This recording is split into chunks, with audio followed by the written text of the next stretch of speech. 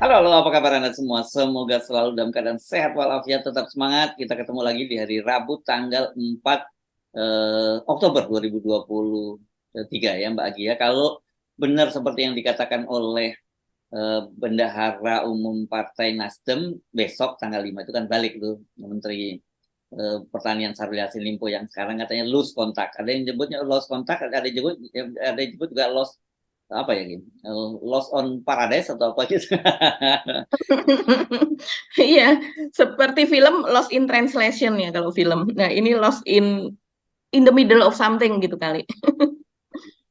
ini lucu loh ya, di Indonesia ini memang banyak lucu-lucunya sekarang di era Jokowi ini ya Mbak Lagi, dan kata Pak Jokowi udah sabar ditunggu aja, kan memang dia masih belum pulang. Ini menarik loh kalau sampai nanti dia juga jadi tersangka ya Mbak Agi. Iya. Berarti pemerintahan Jokowi ini udah mencatat rekor, dia terbanyak menterinya yang jadi tersangka gitu, yang kemudian dihukum karena kasus korupsi kan. Kalau zaman Mbak SBY selama 10 tahun 10 tahun itu juga 5 orang menteri. Sekarang Mhm. 5 menteri plus nanti kalau tambah Syahrul Yassin Limpo ya dia akan 6 gitu, dan padahal pemerintahan masih terus berjalan kan gitu. Jadi artinya terbuka peluang akan lebih banyak lagi menteri yang bisa jadi tersangka. Dan sebenarnya kalau KPK-nya nggak tebang pilih gitu ya, kalau benar-benar bekerja memang untuk memberantas tindak pidana korupsi, sekarang ini jauh lebih banyak lagi loh yang bakal kena ya Mbak, mestinya ya. Iya, iya, sebetulnya demikian Mas Hirsu, karena kita lihat memang KPK ini tidak seintensif dulu begitulah ya untuk OTT-nya apa dan segala macam. Apalagi mungkin juga memang ada desakan juga Pak Pak Luhut kan berkali-kali mengatakan ya sebaiknya jangan OTT itu nggak bagus itu OTT, dia mengatakan demikian kan.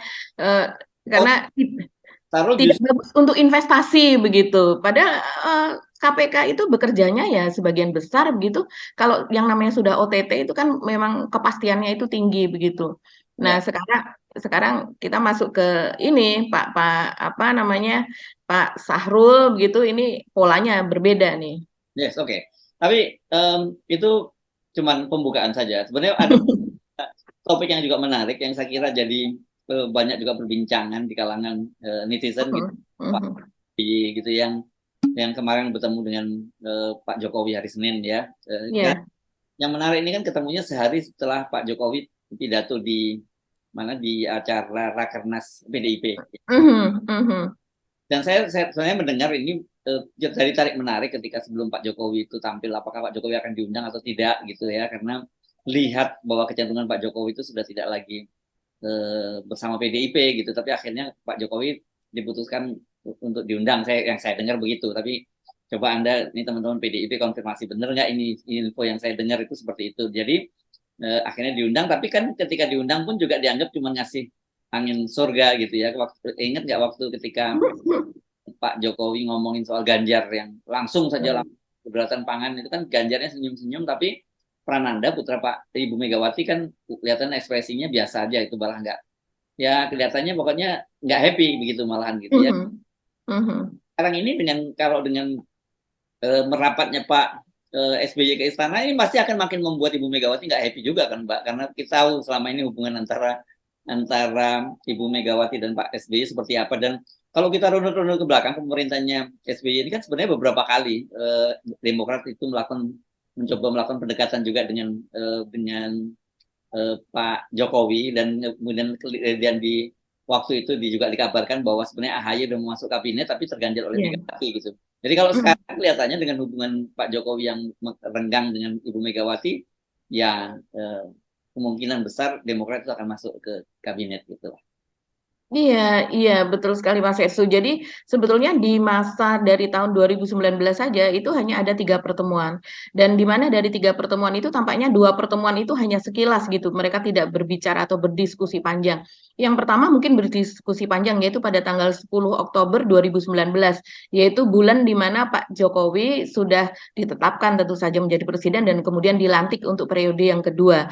Dan yang berikutnya adalah ketika Kaisang menikah ya Mas Ersu itu eh, di malam hari dan kemudian memang kan ada beberapa tahapan pada waktu Kaisang menikah. Jadi kapan teman-temannya datang, kapan artis datang, kapan kemudian para pejabat datang. Nah, Pak SBY itu salah satunya yang di malam hari di mana bersamaan dengan para pejabat petinggi negara, dan itu adalah jamuan makan malam gitu yang tentunya tidak ada diskusi panjang lah di situ, apalagi acaranya sangat ketat begitu.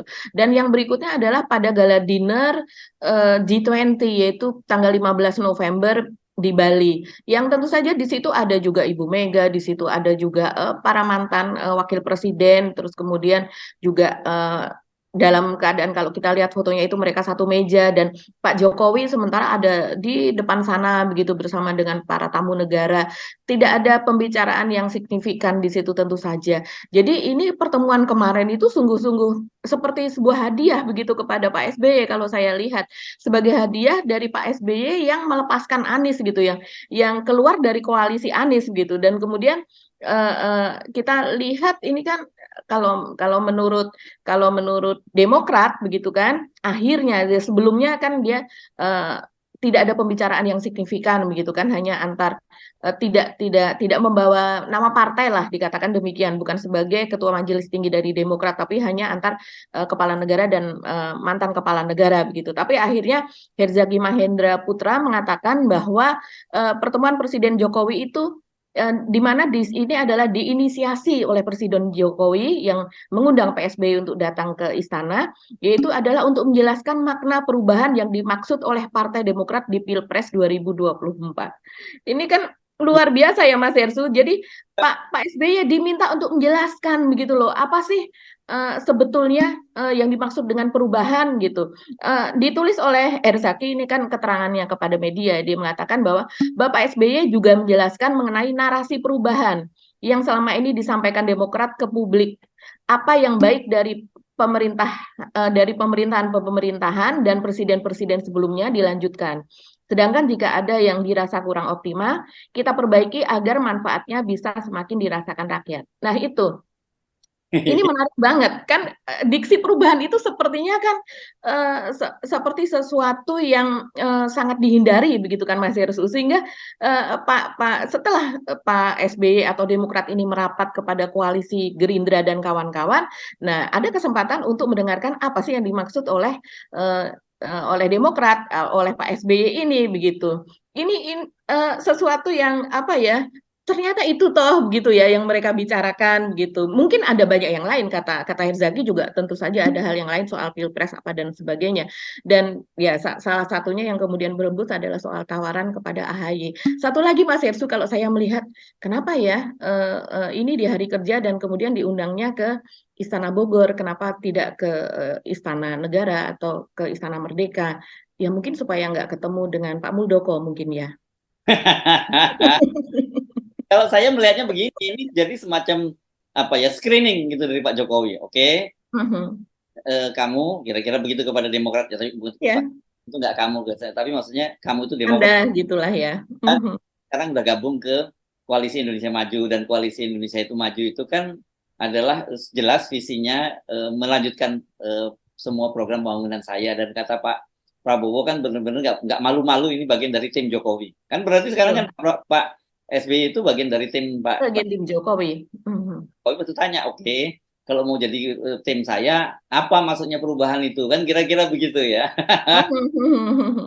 Iya, iya, ya, kurang lebih demikian lah. Apalagi kalau kita belakangan ini Mas Hersu beredar mengenai isi dari pertemuan antara Pak SBY dengan Pak Prabowo di Hambalang beberapa waktu lalu, yang itu pertemuannya cukup besar di mana jenderal-jenderal itu juga diundang, terus kemudian juga partai-partai bahkan yang belum mengusung sekalipun seperti PSI juga diundang.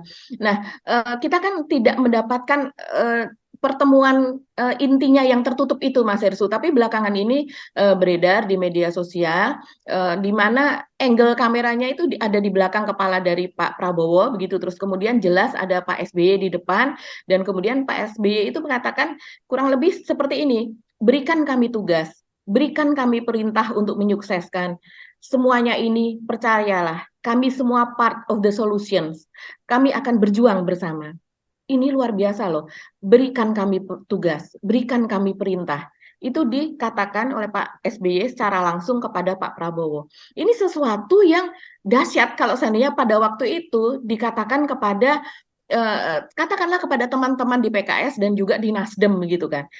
Sementara ketika Demokrat ini masih bergabung dengan koalisi perubahan, hal itu kan tidak pernah terucap Mas Hersu bahwa memang tidak ada ketua koalisi kalau di koalisi perubahan, sementara kalau di koalisi Gerindra dan kawan-kawan dengan PAN, dengan Golkar dan sebagainya ini kan sepertinya Gerindra sebagai pucuk pimpinan di situ, sepertinya kan demikian posisinya saat ini.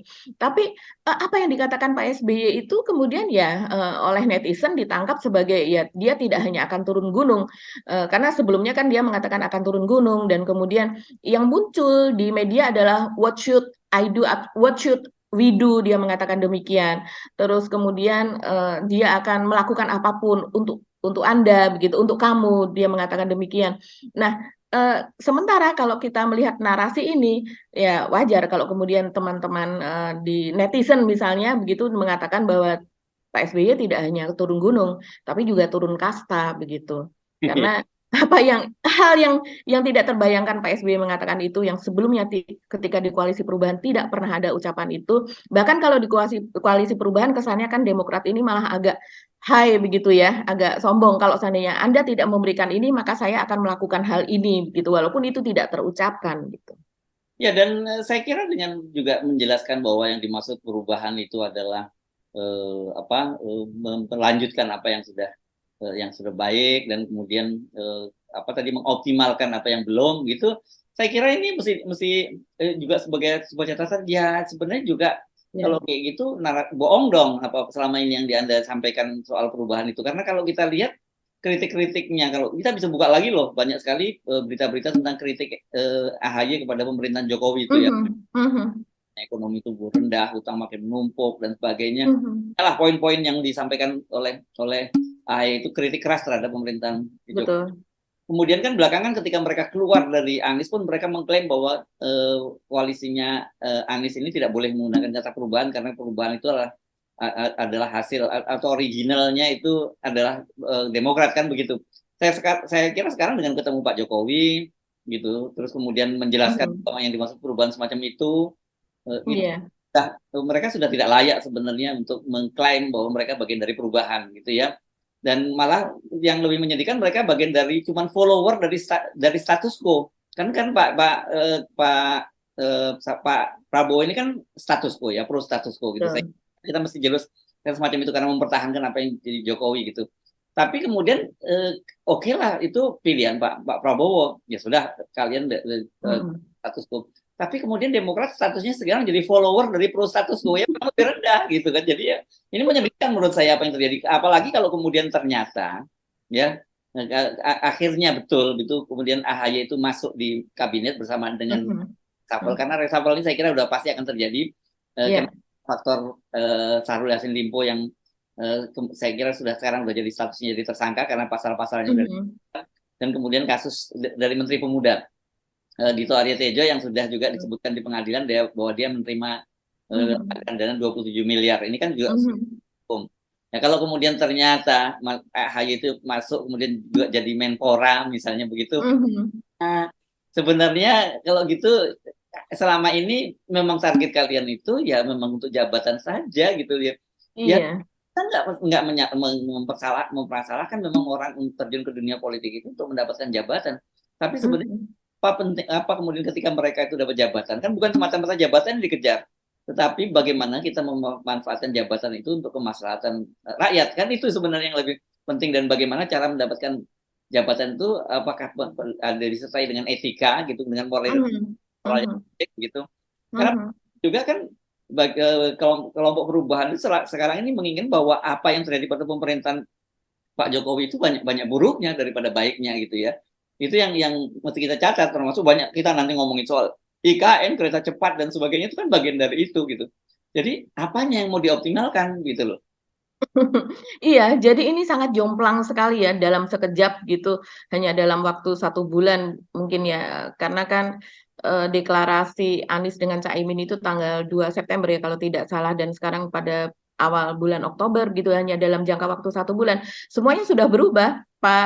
Pak SBY setelah pertemuan dengan Jokowi juga dia pergi ke Bandung ya, kemarin pergi ke Bandung bertemu dengan dengan konstituen, dengan masyarakat, mungkin seperti itu. Dia mengatakan bahwa tidak ada perubahan mendasar yang sudah baik dilanjutkan, dia mengatakan demikian. Jadi apa narasi-narasi yang sebelumnya dia seolah-olah kan dengan pidato AHY itu yang dia mengkritik soal pertumbuhan ekonomi yang rendah, tapi pertumbuhan utang itu sangat luar biasa begitu. Terus kemudian mengkritik juga soal infrastruktur, soal apa namanya kemudahan-kemudahan untuk investor begitu yang sebetulnya tidak sesuai dengan Undang-Undang 45 apa dan sebagainya. Banyaklah panjang itu kritiknya ya. Tapi ternyata ya itu semua hanya angin lalu saja begitu. Jadi bukan sesuatu yang prinsipil begitu sepertinya itu bagi Demokrat. Jadi apa yang dikatakan itu ya sesuai pragmatis, sangat pragmatis, sesuai dengan keadaan di mana dia berada. Disitulah dia sesuaikan narasinya. Jadi tapi saya rasa ini akan apa ya Mas Ersu, harganya akan sangat mahal sekali kalau seandainya ini diteruskan pada Pilpres nanti. Karena kemarin ketika dia sudah bergabung, ketika Demokrat dari sejak awal tahun ya, sekitar Januari atau Februari kemarin ya, walaupun tidak secara resmi kan tidak pernah mendeklarasikan, tapi ketika apa memberikan keterangan begitu pers, memberikan keterangan bahwa Demokrat bergabung dengan koalisi perubahan, itu kan dari kader-kader Demokrat dan kemudian dari pendukung Demokrat di lapisan bawah itu sudah banyak sekali yang kemudian menjatuhkan hatinya kepada Anies Baswedan begitu sebagai capres dari koalisi perubahan. Dan kemudian ketika ini kemudian jomplang, dan mereka tentunya ketika mereka sudah menjatuhkan pilihan, mereka pun juga mengikuti berbagai macam narasi-narasi perubahan yang selama ini digelontorkan secara masif begitu.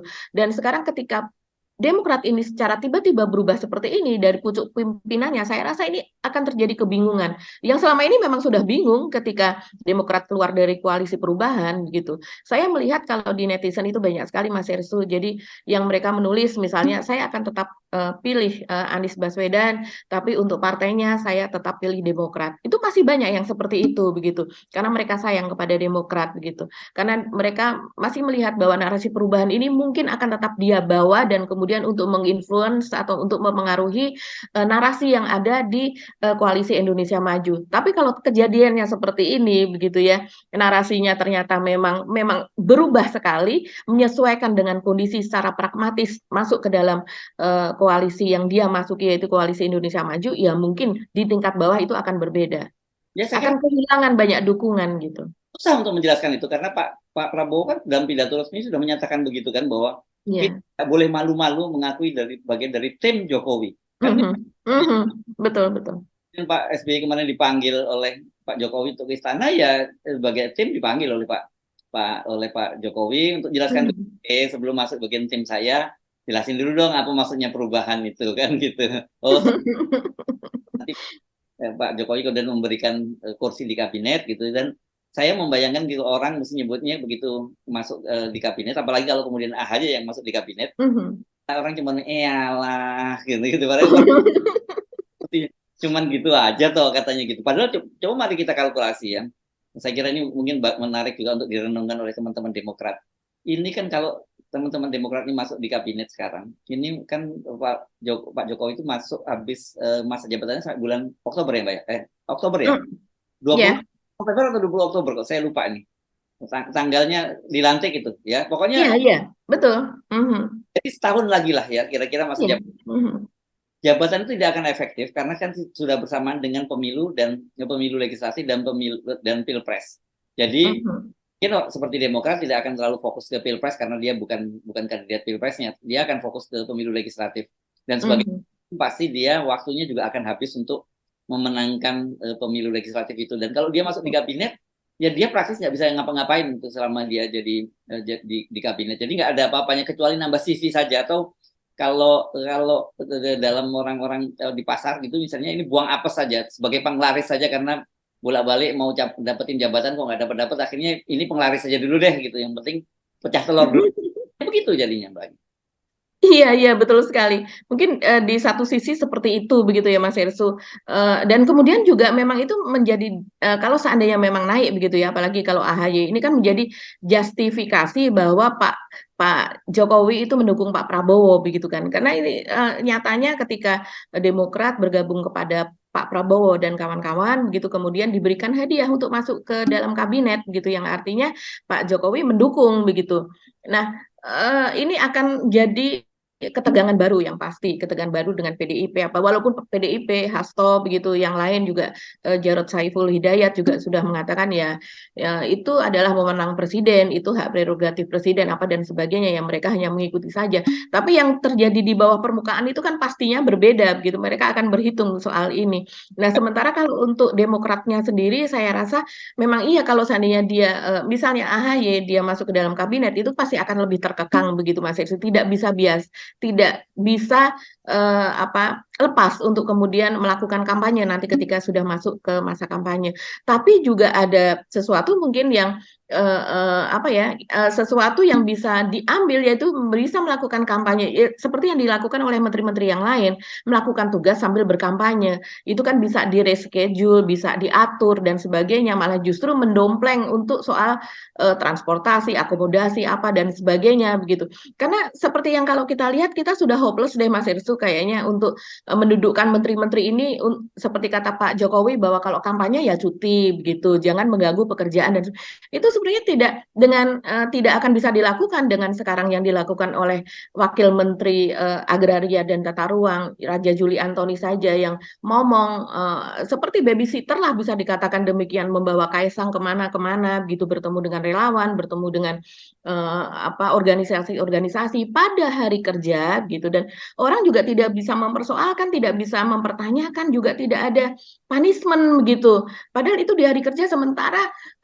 kasus-kasus agraria kita membludak begitu, ada di mana-mana. Tapi sepertinya ya santai-santai saja begitu, karena memang ya kita tidak tahu ya, kalau tidak apa ya Mas Ersu, susah kita untuk mengatakannya karena ini dilakukan secara merata lah begitu. Yang lain-lain juga melakukan hal tersebut gitu. Saya sebenarnya gini, kalau bisa memberikan saran kepada AHY ya, sebenarnya kan selalu ada catatan terhadap AHY itu, apalagi dari kalangan para senior militer ini, ya bagaimanapun dia juga mayor gitu ya, selalu begitu. Ya apa boleh buat, kan memang tentara itu organisasinya hierarki banget gitu ya, soal penting. Jadi sebenarnya kayak kemarin kan sebenarnya udah mulai penyerahan DJT ya, daftar calon tetap. Harus masuk saja dulu di AHY di situ sebagai calon anggota legislatif gitu. Nanti kalau tidak masuk di kabinet, dia bisa magang dulu di DPR gitu kan. Ini magang dulu di DPR, menjadi wakil ketua DPR. Dengan cara begitu orang nggak bisa lihat lagi kan cuma mayor. Enggak dong, dia pernah jadi wakil ketua DPR gitu. Jadi dia udah setidaknya sudah magang di pemerintahan, karena dengan di DPR itu kan dia berarti jadi partner pemerintah kan begitu. Betul. Dari situ dia bisa masuk, ketimbang sekarang targetnya langsung tinggi. Misalnya orang kan sejak kemarin-kemarin orang masa mayor mau jadi calon wakil presiden, kan selalu begitu yang di Indonesia. Harusnya yang seperti gini-gini diperbaiki, tapi jangan ngotot langsung nembak. Dan sekarang kalau toh kemudian dia masuk di kabinet, orang juga tidak akan melihat, oh dia udah punya pengalaman di kabinet, ya apalagi kabinetnya cuma tinggal berapa bulan saja kan. Jadi menurut saya kalau toh akhirnya misalnya betul ditawari oleh Pak Jokowi untuk masuk kabinet, dan AHY memanfaatkan peluang itu untuk masuk kabinet, nggak ada untungnya menurut saya buat AHY itu nanti. Malah yang terjadi itu malah citra dari Demokrat itu bakal turun turun kasta seperti Anda sebut tadi itu ya. Iya Mas Ersu, saya sependapat dengan hal tersebut begitu. Entah apa yang membuat perhitungannya. Ini kan tentunya kalau kita melihat Demokrat, ini kan sepenuhnya masih di bawah Pak SBY begitu ya. Jadi Pak SBY itu di majelis tinggi ini kan keputusannya sebetulnya, walaupun AHY ini menjadi ketua umum, tapi kan keputusan-keputusan yang sangat penting itu dilakukan di majelis tinggi. Kita bisa melihat kemarin ketika terjadi deklarasi Anies dengan Caimin, toh yang memutuskan juga semuanya diserahkan kepada majelis tinggi. Dan yang bahkan memberikan konferensi pers pun itu adalah bagian dari majelis tinggi, yaitu Andi Malarangeng. Dan orang waktu itu mempertanyakan, di mana AHY begitu, dia sebagai ketua umum yang tadinya dia membawa nama partai masuk ke dalam perubahan, koalisi perubahan itu begitu kan, sosoknya dia seolah yang paling tinggi, sementara Pak SBY ketika itu kan dia lebih sering berada di Pacitan begitu ya, dan juga tidak terlalu banyak ikut campur begitu. Tapi ketika ini terjadi, kemudian betul-betul semuanya ditangani oleh Pak SBY. Jadi saya rasa sih untuk yang kalau seandainya untuk di kabinet apa segala macam itu juga memang Pak SBY yang menentukan soal AHY apakah sebaiknya masuk dulu ke DPR, ke legislatif dan sebagainya. Saya rasa itu semuanya Ya, juga Pak SBY yang menentukan. ya makanya kemarin ketika ketemu Pak Jokowi juga Pak SBY yang ketemu kan gitu ya. Betul, betul, betul. Tinggalkan Mhm. Pak SBY ya itu ya oke kan mereka punya kalkulasi sendiri apalagi Pak SBY pernah jadi presiden 2 periode nanti dianggap kita mengajari itu berenang juga tapi kita cuma memberikan saran saja gitu catatan-catatan saja kita ngomongin kembali lagi nih soal kereta cepat ini ya nah Iya. yang sekarang ini rupanya ini bukan hanya jadi sorotan di dalam negeri tapi Mhm. nasional juga menyoroti ya banyak media-media asing yang menyoroti gitu media di Amerika media Mhm. Mhm. di Hong Kong gitu ya Mhm. Morning Post. Kalau kemarin kan kita bahas itu kalau menurut Faisal Basri kan sampai kiamat pun tidak tidak akan itu merugi ya kereta api cepat. Betul. Mhm. Kalau South China Morning Post ini ngomonginnya nggak sampai kiamat sih kata dia sampai presiden 3 periode ganti pun juga akan tetap rugi gitu ya nggak akan untung ya mungkin dia matokannya gini karena kenapa dia pakai analoginya tiga tiga presiden itu kan satu periode 5 tahun dua dua periode Betul. dan itu total kalau 30 tahun dan utang kita Mhm. selama 30 tahun gitu yang utang 30 tahun. 79 triliun itu kan begitu ya jadi kata dia sampai ya ini Jokowi akan mewariskan beban utang yang besar kepada siapapun juga gitu yang akan menjadi penggantinya. Mhm. Iya, saya rasa begitu maksudnya. Sampai 3 presiden itu maksudnya adalah 30 tahun, karena kecenderungannya di Indonesia begitu, incumbent maka akan menang lagi begitu, seperti Pak SBY kemarin dan itu yang terjadi kepada Jokowi. Dan, tepatnya sih dia mengatakan seperti ini Mas Hersut, tapi ini sudah diterjemahkan ya. Jadi pemberitaan yang dimuat di South China Morning Post ini adalah sebuah, media begitu yang, terbitnya kalau kantornya itu ada di Hong Kong. Ini kan dulu Hong Kong adalah di bawah penguasaan Inggris gitulah ya selama 100 tahun, tapi sekarang kan sudah masuk ke di bawah kekuasaan Cina begitu menjadi provinsi tersendiri. Nah, ini tetap orang melihat walaupun dia berada di Hong Kong karena sekarang udah di bawah Cina ya artinya dia sudah di bawah apa kendali dari pemerintahan Cina. Nah, dia memuat Mas Hersu bahwa menyorot kereta cepat itu sebagai warisan mahal, legacy dia menyebutnya sebagai warisan mahal dari Presiden Jokowi kepada rakyat Indonesia. Tepatnya dia mengatakan setelah bertahun-tahun tertunda dan anggarannya habis, kereta cepat Jakarta-Bandung senilai 7,2 miliar dolar Amerika akan menjadi warisan mahal Presiden Jokowi. Begitu dia mengatakannya. Ini judul dari artikelnya adalah Indonesia China Back High Speed Railway a burden to carry for years to come. Jadi selain itu juga dia mengatakan seperti ini. Namun dengan adanya pembayaran kembali, bunga dan biaya pemeliharaan, proyek Belt and Road kemungkinan ini maksudnya BRI ya, Belt and Road Initiation, kemungkinan besar tidak akan menghasilkan keuntungan bahkan setelah 3 presiden berikutnya. Jadi ini South China Morning Post aja sudah apa namanya menilai seperti itu, sudah dapat menilai berdasarkan tadi anggaran yang 7,2 miliar dan kemudian ini adalah poin-poin pentingnya saja. Kalau kita melihat artikelnya di bawahnya memang dijelaskan bagaimana uh, penanaman modal atau investasi dari Cina ini dengan segala carut marutnya begitu Mas Hersu dengan awal investasinya berapa kemudian terjadi kendala seperti apa terus kemudian kita menambah lagi investasi dan kemudian menyangkut kepada APBN dan sebagainya. Nah, kalau saya melihat sih tidak hanya SCMP ya yang menyoroti soal jebakan atau kemungkinan adanya jebakan utang Cina di dalam kereta cepat Jakarta-Bandung ini. Tapi juga banyak media-media asing lain, Mas Yersu, ini seperti misalnya oleh CNBC yang internasional, CNN internasional, Washington Post, AP atau Associated Press begitu ya.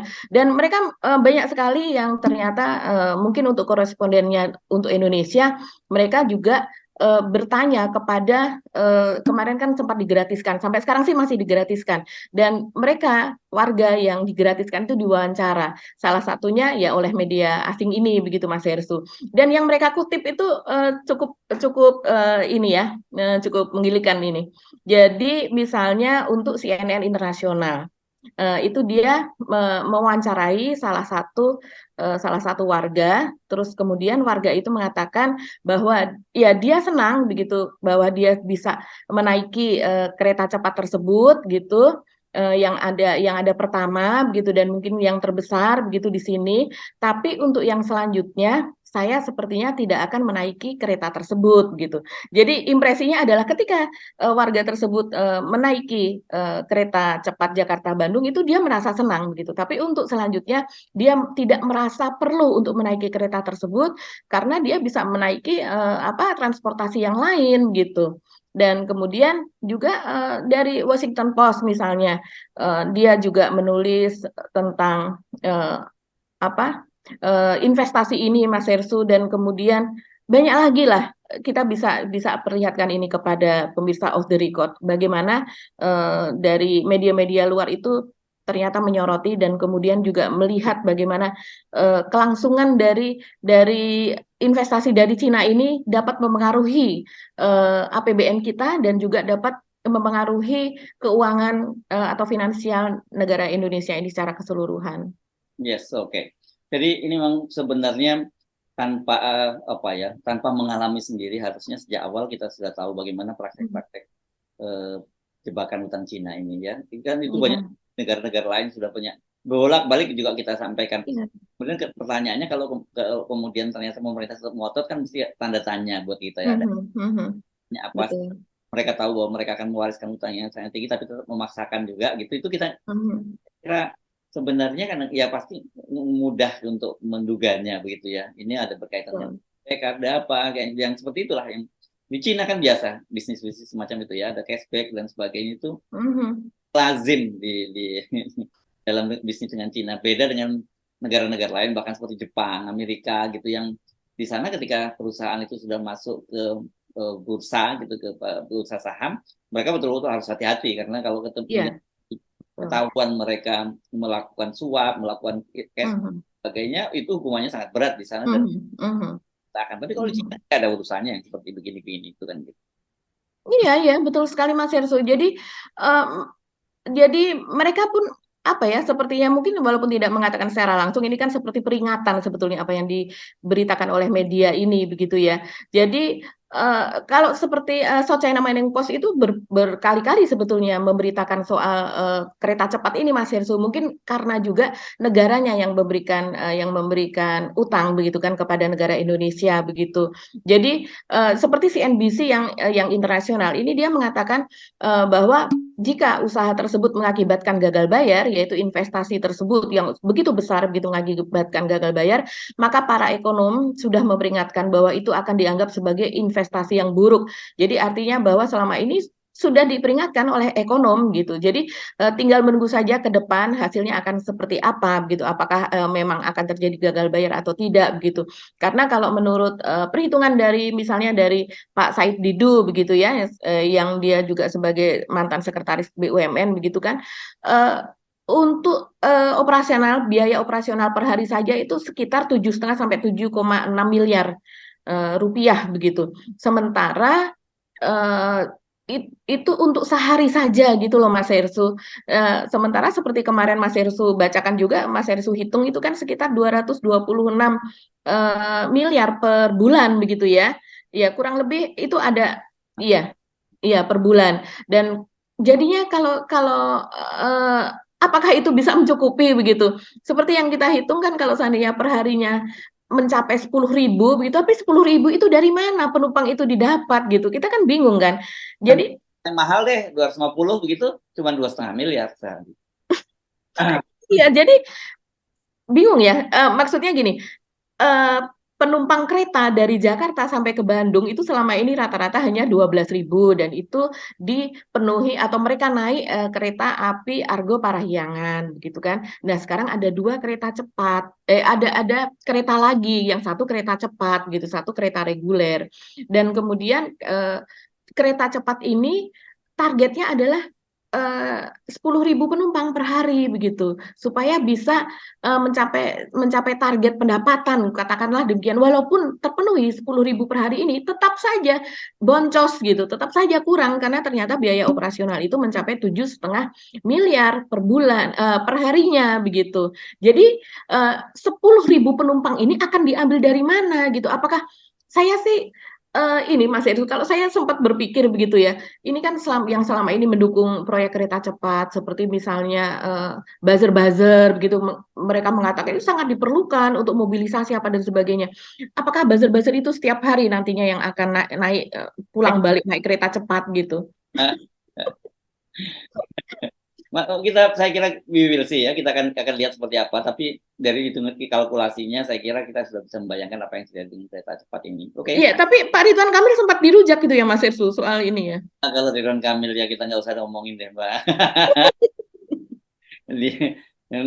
dia, dia memang dirujak ketika dia puji-puji kereta api cepat, memang dia banyak dirujak oleh para netizen. Tapi saya kira saya kurang berselera untuk membicarakannya, Mbak. Baiklah, kalau gitu kita skip. Kita ngomong apa lagi? Soal IKN menarik Mas Ersu. Ya, IKN itu ya itu gila ya yang 190 tahun itu ya. Itu yang paling itu ya. Iya, betul sekali. Jadi sebelumnya kalau kita melihat apa yang dikatakan oleh Bahlil, oleh Pak Jokowi itu kan untuk HGB itu 80 tahun bisa diperpanjang sekali. Jadi 80 tahun ditambah 80 tahun lagi kalau diperpanjang menjadi 160 tahun. Nah, di Undang-Undang IKN yang sebelumnya sebelum direvisi berkali-kali Bahlil juga mengatakan bahwa HGU itu 180 tahun. Jadi artinya 90 tahun untuk periode pertama bisa diperpanjang 90 tahun lagi sehingga menjadi 180.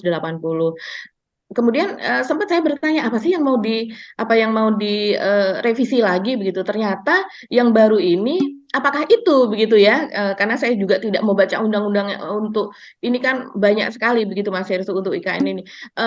Apakah itu karena sekarang menjadi 95 tahun untuk periode pertama dan kemudian bisa diperpanjang menjadi 95 tahun lagi sehingga menjadi 190 tahun. Ini luar biasa banget, ini hampir 2 abad.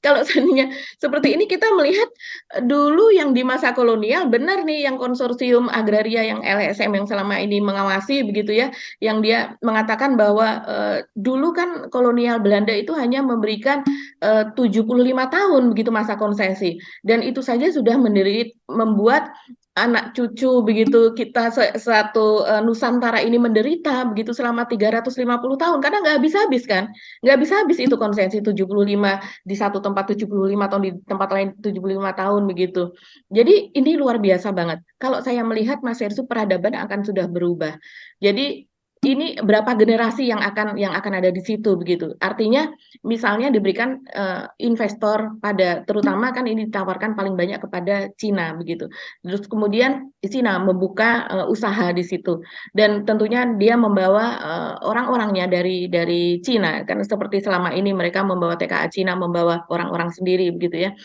tidak mungkin mereka tidak beranak pinak juga di situ entah dia membawa keluarganya atau kemudian menikahi penduduk asli di sana begitu yang artinya peradaban di sana itu akan sudah sangat-sangat berbeda begitu.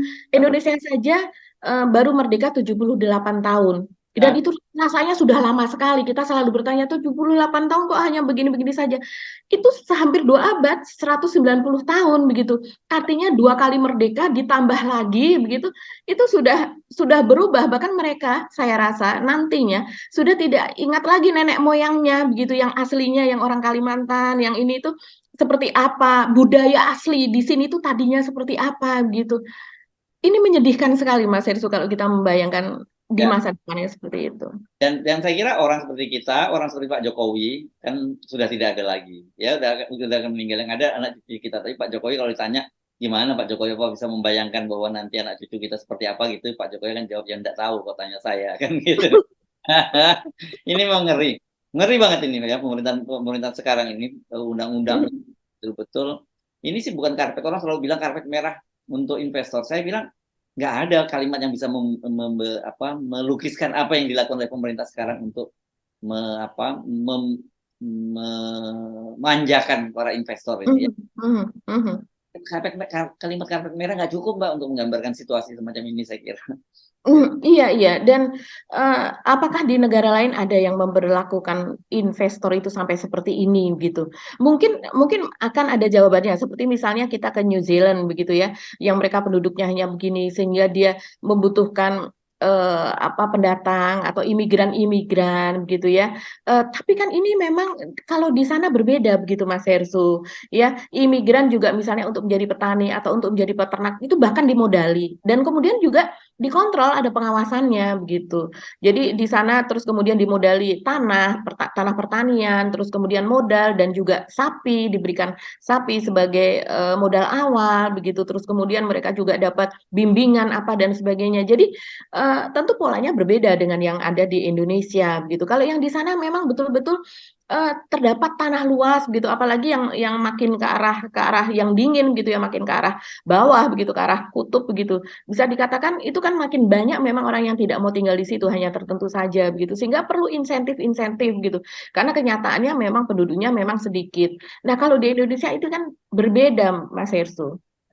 Oke, Mbak Agi, saya kira ini betul-betul hanya bisa membuat kita ya nggak habis pikir kalau geleng-geleng kepala aja udah nggak cukup gitu. Jadi agak sulit saya mencari kata-kata untuk menjelaskan apa yang terjadi dengan situasi Indonesia hari-hari ini. Gitu. Ya, sebelumnya Mas Herssu ini sedikit saja tambahan. Sebelumnya kan untuk reformasi agraria itu saja kita sudah terheran-heran dan kita pernah mendiskusikan ini, yaitu di mana yang sebelumnya sesudah undang-undang di masa peraturan di masa company di masa kolonial itu yang 75 tahun, dan kemudian tahun 1960 kan ada undang-undang agraria itu yang membolehkan kita mendapatkan HGU sebesar 25 sampai 35 tahun begitu kan. Nah, kemudian reformasi agraria yang, berikutnya, di masa pemerintahan Pak Jokowi ini kan diberikan untuk HGU, misalnya mereka, para pekebun, perusahaan kelapa sawit apa dan sebagainya begitu ya, itu diberikan 35 tahun, itu sesuai ya, seperti yang sebelumnya. Tapi bisa diperpanjang 25 tahun lagi, dan kemudian bisa diperbarui 35 tahun lagi, sehingga jumlahnya 95 tahun, dan kita waktu itu sudah terheran-heran gitu. Wah, 95 tahun luar biasa, dan LSM sudah banyak berteriak, masyarakat berteriak, 95 tahun itu sudah melebihi dari 75 tahun masa konsesi yang diberikan oleh pihak Belanda zaman dulu. Nah, sekarang ternyata 95 tahun itu yang berupa Perpres dan PP peraturan pemerintah diadopsi di IKN menjadi undang-undang IKN gitu. Jadi menjadi lebih kuat, dan bahkan waktunya dikalikan dua menjadi 95 tahun, dikalikan dua jadi 190 tahun. Ini memang sepertinya pemerintah tidak bisa dikoreksi kalau sudah memiliki kemauan gitu ya. Dan saya kira ya pemerintahan seperti ini tidak boleh ada rezim yang melanjutkan rezim sekarang ini karena kita bisa membayangkan hanya 10 tahun mereka berkuasa saja sudah terlalu banyak kerusakan yang terjadi di Indonesia kita apalagi kalau dilanjutkan oleh rezim berikutnya kan gitu ya Mbak lagi. Oke, saya kira itu pesan pentingnya memang harus ada perubahan ya di Indonesia ini kalau kita tidak berubah saya kira kita tinggal menunggu kehancuran kita saja ya. Oke, Mbak Gagi, kita ketemu lagi besok ya Mbak Gagi. Oke. Nah, Iya, dan saya Agi Beta, terima kasih atas perhatian Anda. Tetap salam 0%. Wassalamualaikum warahmatullahi wabarakatuh. Assalamualaikum warahmatullahi wabarakatuh.